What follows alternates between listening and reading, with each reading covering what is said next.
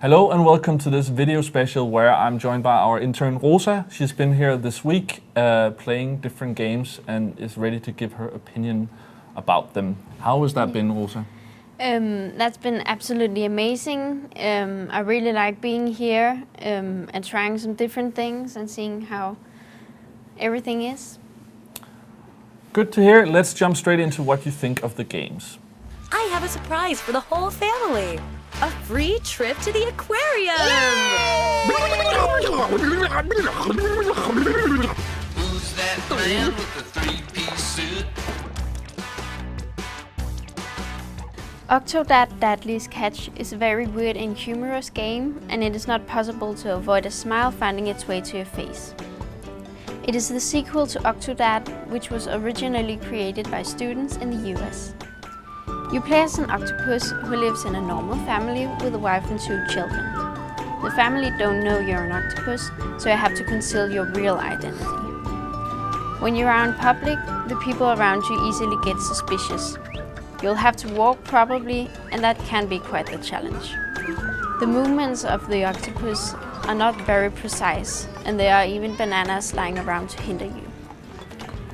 You can also play multiplayer. As 2 or 4 people, you control a body part each, and it requires serious cooperation to move normally. I think Octodad Dadliest Catch is a very funny game, and I'd love to play it again. I think everybody ought to play it because it's so unique. I haven't tried a game like it before, and I don't think games like these are released every day. Who's that man with the 8 strong legs? What are you doing? Tried to make me breakfast, but it broke my eggs. Octodad. Nobody suspects a thing. How did you beat me?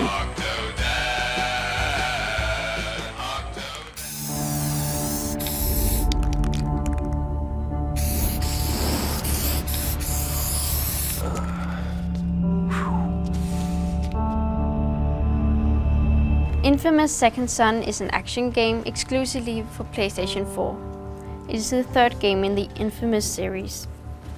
The game is situated in Seattle in 2016, where a police force named DUP has taken over the city.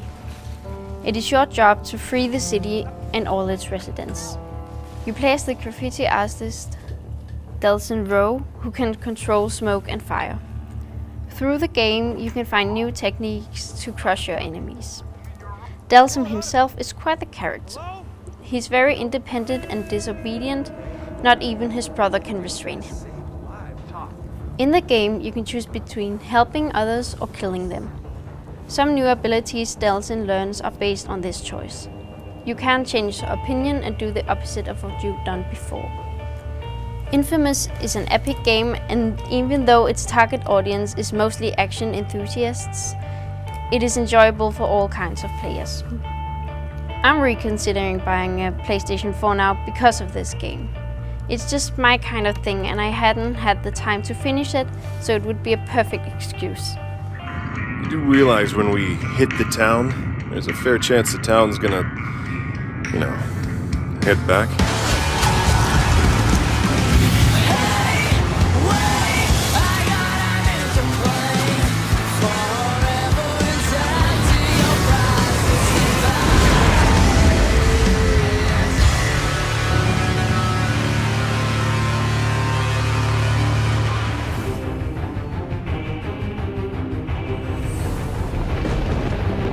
This is no chance meeting, is it, Gandalf?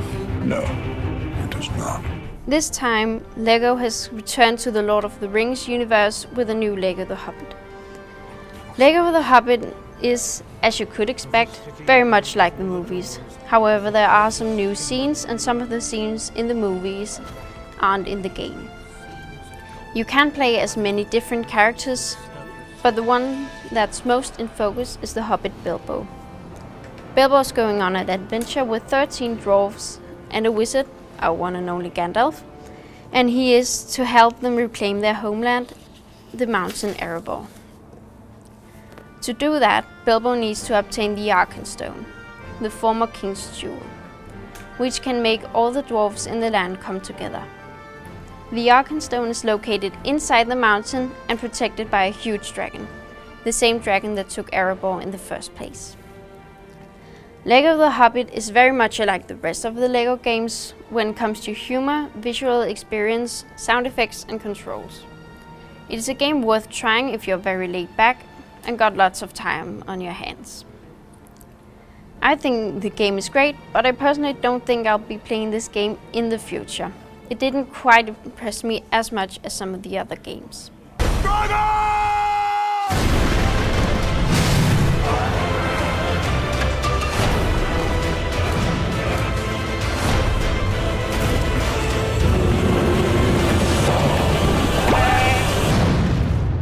I do believe the worst is behind us.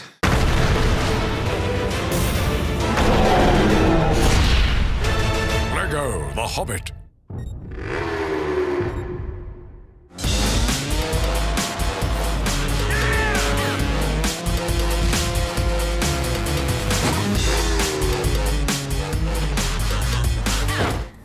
The Trials series is known for two things: the competitive social setup and the fantastic visual experience, and Trials Fusion is no exception. Trials Fusion takes the player through some very different types of scenery, such as a desert, a snowy mountain and a city in the future. At each destination you can ride on different motorcycles through different tracks. You get different medals after driving depending on your time. While you're playing, you can see the names of those of your friends who've played it before. They're driving next to you, so you can compare yourself with them along the way. You can also play multiplayer, where you ride motorcycles in different colors next to each other. Every setting looks absolutely stunning, and you can only imagine how much work they've put into it. Trials Fusion is an amazing game, and I heavily recommend it. You can play just one track when you want to, and it doesn't require your full attention as some of the other games I tried, but it's a really good thing.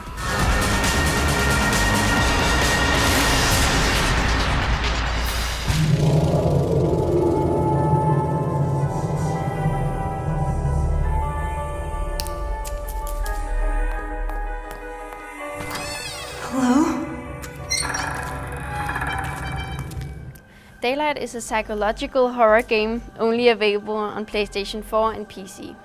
The game takes place, as countless other horror games, in an abandoned mental hospital. You play as a woman named Sarah, who just woke up in a hospital without any memory of how she got there.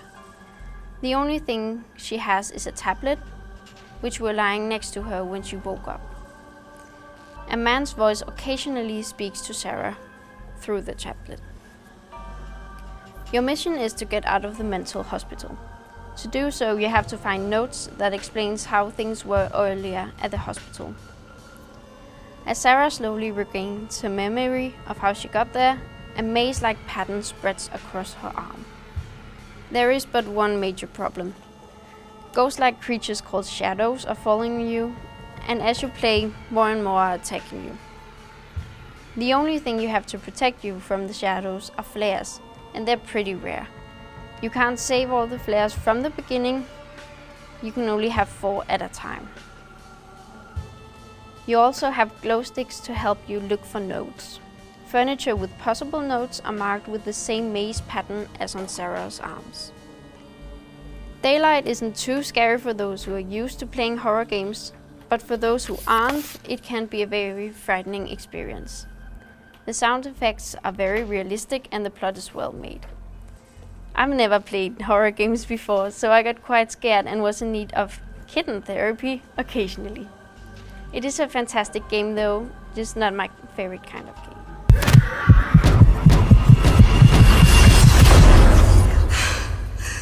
Why is this happening to me? This is too much. Stop! Stop!